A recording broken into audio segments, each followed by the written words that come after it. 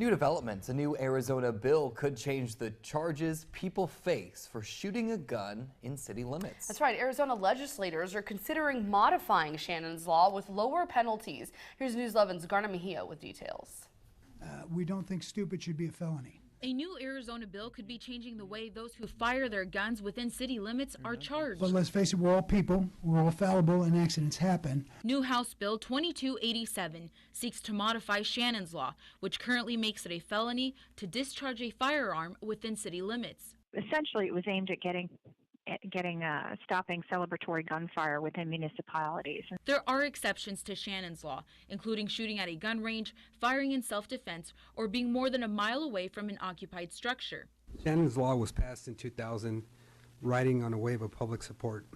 It was sold to the public as a means of curbing random gunfire. However, the law was worded in such a way that it can be applied to accidental or unintentional discharges. But the new bill would change the wording of the law from saying with criminal negligence to knowingly or recklessly. So now someone who fired their weapon within city limits could claim they did so by accident. Shannon's law was named after Shannon Smith of Phoenix. She was a 14-year-old girl killed by a stray bullet in her backyard in 1999. Her parents, after learning that the incident could at most be charged as a misdemeanor, fought for stronger penalties. Shannon's law was enacted in the spring of 2000. This is why those against changing Shannon's law say the new bill is unnecessary. Well, I think it's a reckless bill. I think, it was very well thought out the first time around. Like I said, it had bipartisan support with a Republican governor supporting it. Those against the new bill say there's no record to indicate people have been prosecuted for accidental discharges. I think that the law enforcement community has come out and said that the law is working as it is. They don't support changing the law.